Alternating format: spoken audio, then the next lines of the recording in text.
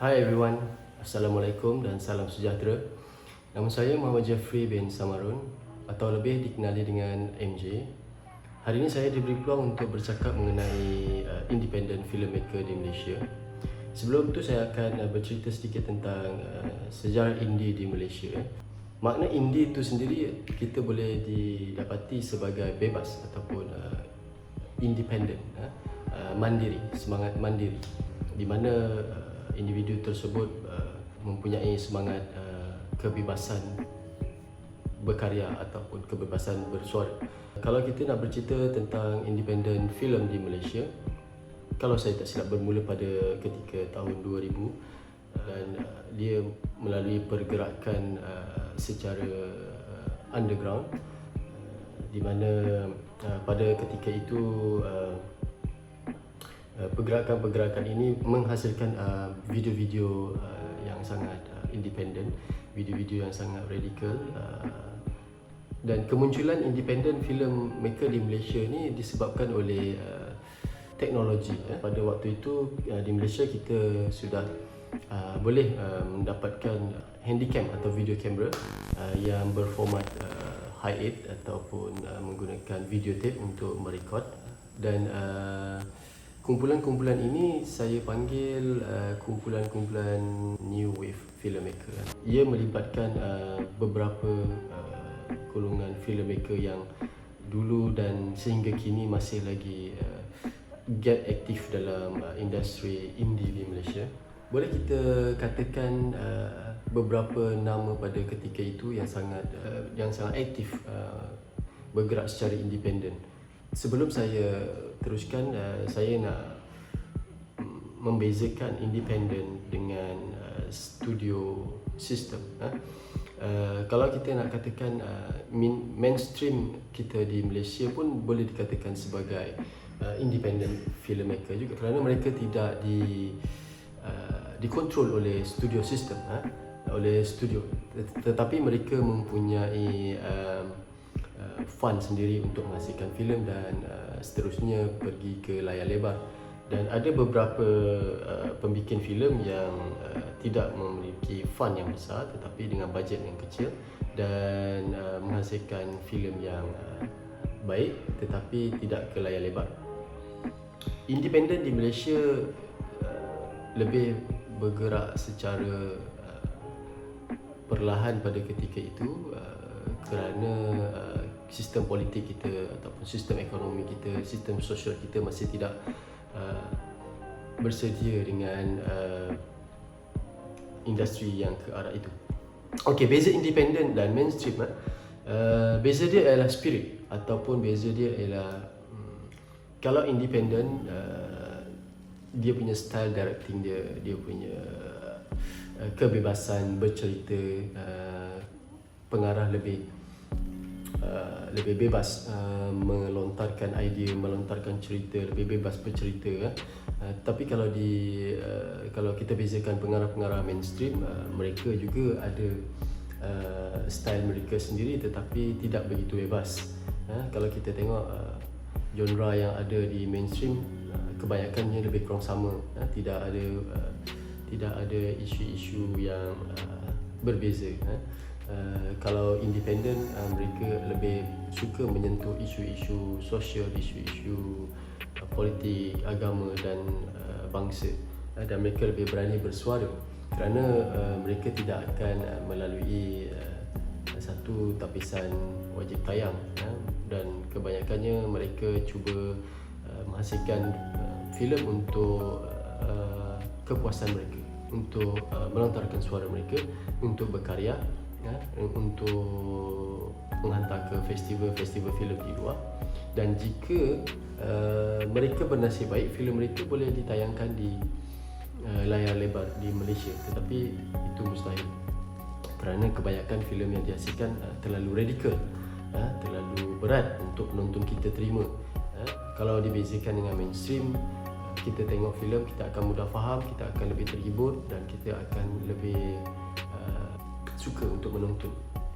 Dan beza independent content dengan mainstream punya filem content, dia dapat dibezakan dengan stereotype. stereotip. Kalau pelakon tu berlakon sebagai cleaner, dia akan berlakon sebagai cleaner. Dia stereotip. Melayu jadi Melayu, Cina jadi Cina, India jadi India, Kadazan jadi Kadazan. Tapi kalau independent, mereka bebas. Mereka cuba lari daripada stereotip itu. Mereka cuba untuk lebih menjadi hybrid. Mereka cuba lari daripada stereotip, di mana independent filmmaker ini dia akan menunjukkan watak-watak yang sebenar masyarakat setempat. Dan untuk survive sebagai independent filmmaker, kebanyakannya mereka ni mendapatkan fund daripada investor, daripada cuba mendapatkan grant luar, grant daripada festival mereka pitch ke festival filem luar dan dalam untuk mendapatkan grant dan menghasilkan filem ataupun short filem pendek mereka. Lain pula dengan mainstream, mereka ni memang ada duit saving sendiri, simpanan sendiri, dan mereka selalunya berbajet besar. Mereka banyak fund daripada investor yang ingin melabur kepada filem mereka demi untuk mendapatkan keuntungan. Walaupun mereka tidak mendapat bajet yang besar, tetapi mereka boleh menghasilkan juga filem yang berkualiti kerana mereka ini mempunyai spirit yang luar biasa. Kerana mereka ingin bercerita. Sebagai contoh, saya sebagai independent filmmaker, saya ingin menghasilkan satu filem panjang, feature film. Saya tidak ada bajet yang besar, saya tidak ada duit yang banyak, tetapi saya ada semangat untuk menghasilkan filem panjang ataupun feature film. Apa yang saya boleh buat ialah saya cuba cari grant daripada luar, dan saya cuba cari investor yang ingin membantu saya untuk menghasilkan filem saya, dan juga kolaborasi antara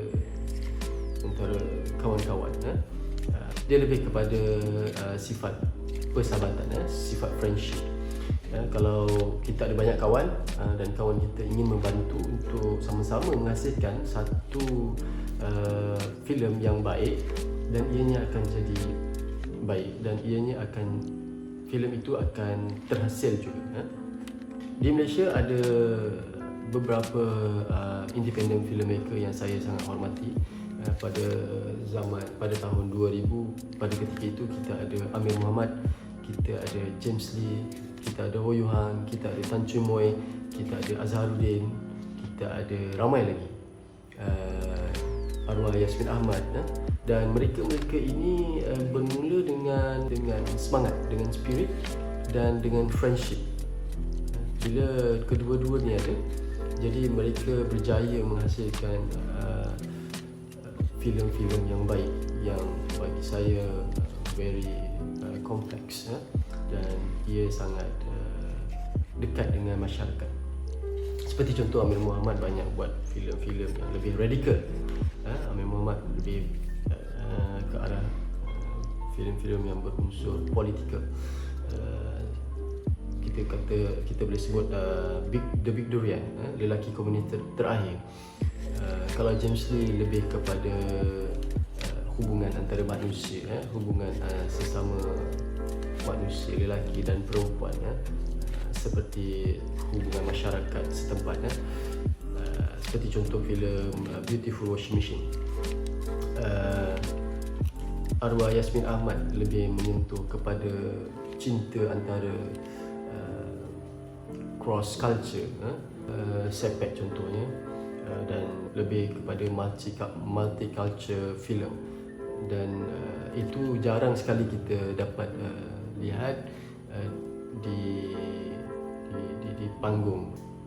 Itulah sebabnya independent filmmaker ni kita respect mereka, kerana mereka lebih melihat filem itu sebagai platform untuk menyampaikan, untuk bercerita mengenai masyarakat setempat secara ikhlas. Kalau kita nak bercakap tentang masa depan independent filmmaker ini, sekarang ini lebih banyak peluang. Kalau pelajar-pelajar ingin menjadi sebagai seorang independent filmmaker, sekarang ini lebih banyak peluang untuk kita kita dapat daripada dalam ataupun luar negara. Kita kena branding ourselves, kerana di dalam era teknologi ni banyak platform, bukan sekadar sinema ataupun panggung wayang untuk kita tayangkan hasil karya kita atau filem kita, tetapi kita ada banyak lagi platform-platform teknologi lain untuk kita tayangkan filem kita. Seperti contoh, kita boleh katakan Netflix, ataupun kita boleh hantar filem ataupun hasil karya kita ke online station TV online, broadcast online. Selain itu, kita ada platform yang sangat percuma, yang free, YouTube seperti contoh. Saya katakan YouTube kerana James Lee shift dia punya industri daripada core industri dia perfilman kepada YouTube, kerana dia melihat itu adalah satu platform yang sangat baik dan sangat berkesan untuk independent filmmaker express yourself. But kita kena branding ourselves. Kita kena belajar how to market our product, bukan setakat untuk mendapatkan view yang banyak ataupun subscriber yang banyak, tetapi kenapa audience ingin menonton filem kita, short filem kita. Itu yang kita perlu cari. Dan selain platform-platform itu, independent filmmaker boleh travel all around the world, hantar karya kita ke luar negara, dan juga boleh membina nama di luar dan dalam negara. Dan banyak festival-festival sekarang ini dihasilkan di seluruh dunia. Okay, saya rasa cukup itu saja. Selamat berkarya, majulah filem untuk negara. Ciao.